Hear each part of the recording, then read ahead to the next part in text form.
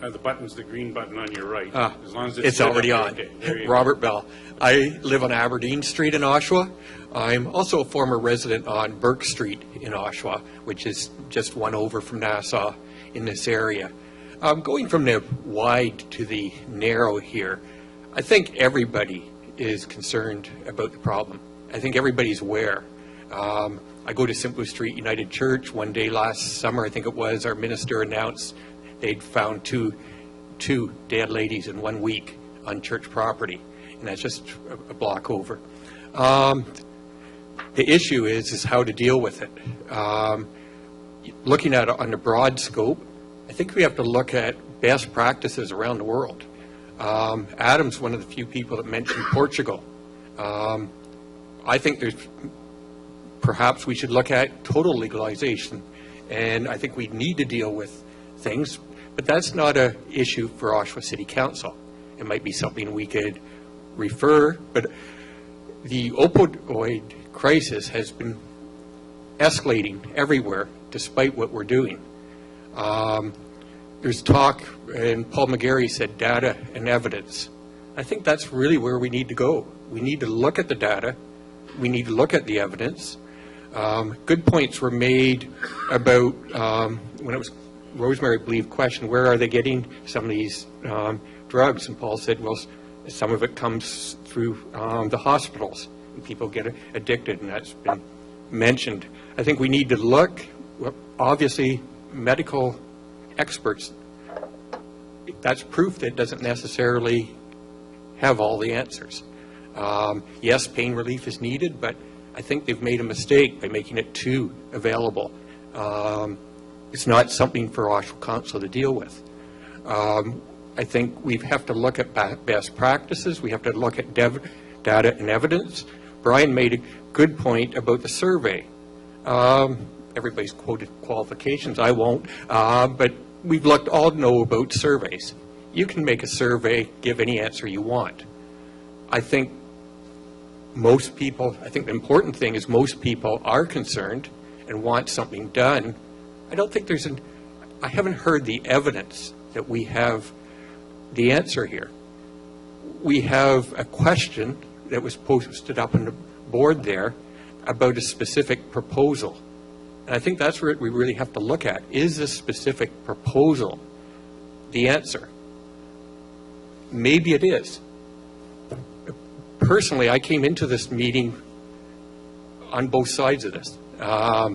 Historically, I'm in favor of total legalization. I think anybody's crazy to take the drugs, but I think it just doesn't work making them illegal.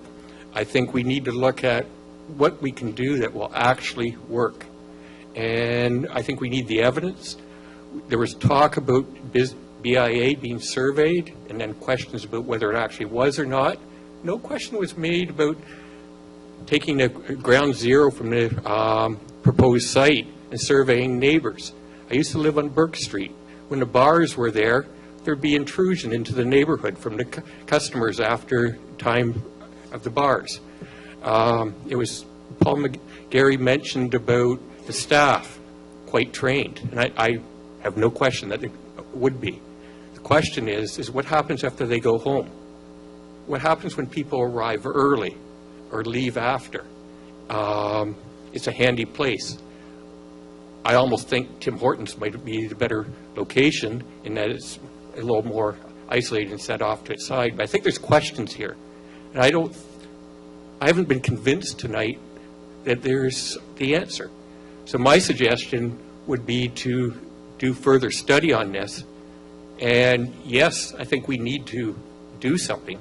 I think that something right now is more study before we jump into something that where we could have be doing something that's better. I think what we want to do is save lives. Thank you. Thanks, Robert.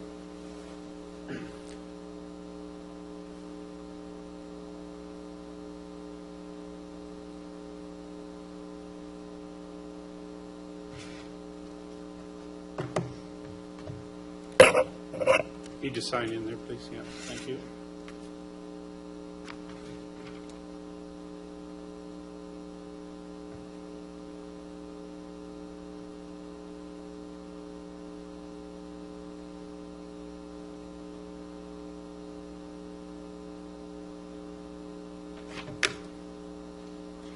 Good evening, everybody, councillors and acting mayor for the time being, deputy mayor, and my fellow residents and other subject matter experts that are here this evening. Thank you very much for being here. Some of us know who you are, but I'm tell us about your to get to name. that. Okay. Thank you for being here. My name is Sarah Leer, and I'm a resident of Oshawa, and I also work for a business in Oshawa. I live and work in Ward 4, where the potential site is looking for zoning. I have difficulty identifying with the statistics that were provided by the first delegation this evening. 41 BIA members responded, okay. 903 residents in Durham region, of which 61% were Oshawa.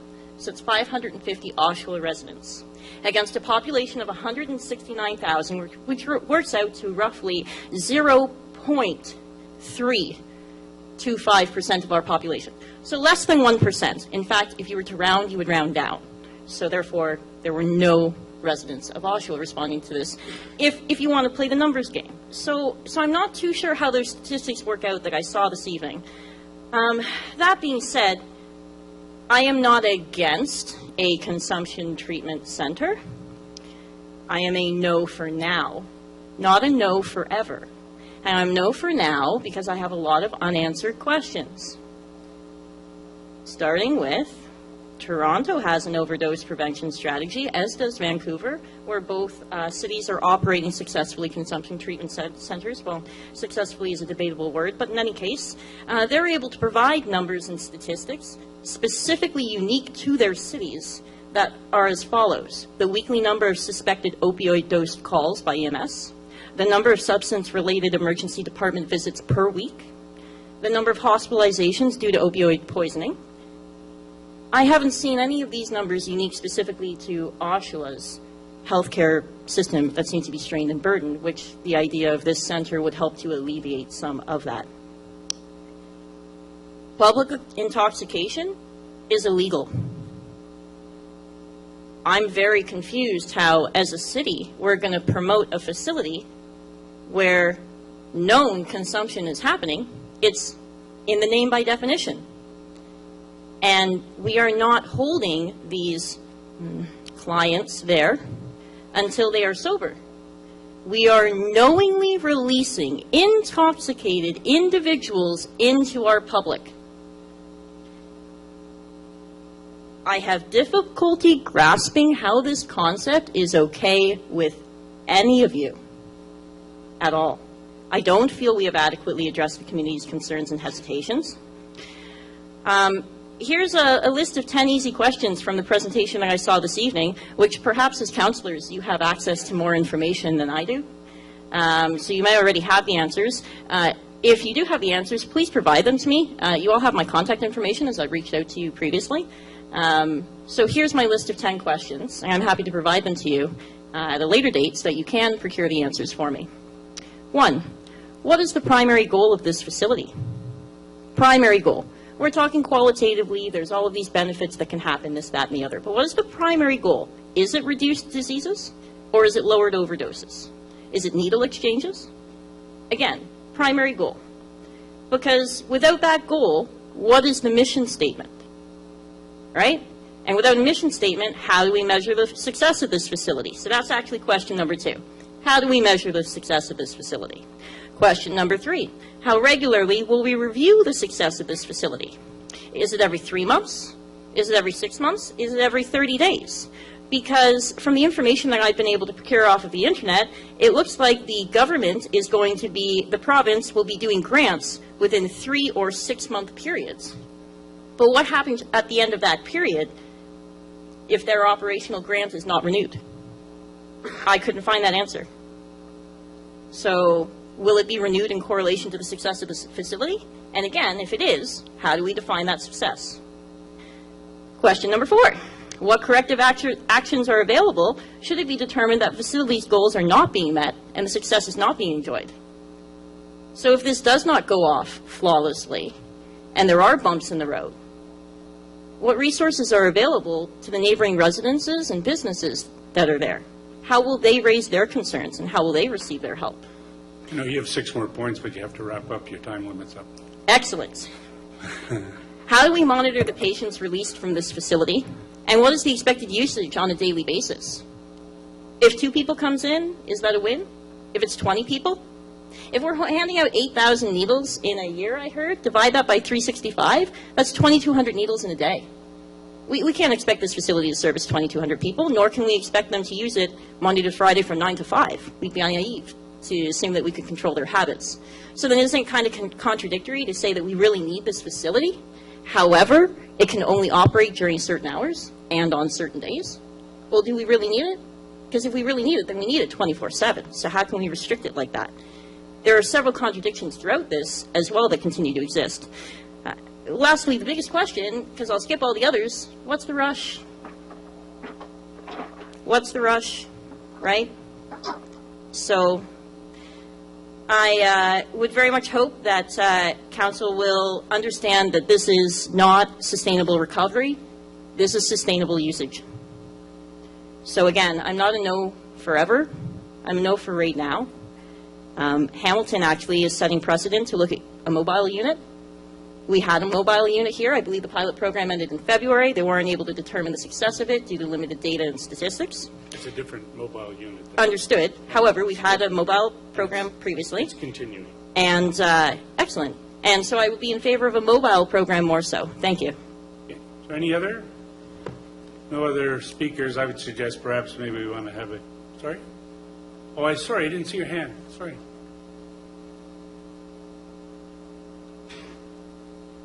You're hiding back there behind the press, eh? Good evening, Deputy Mayor, Council. How are you?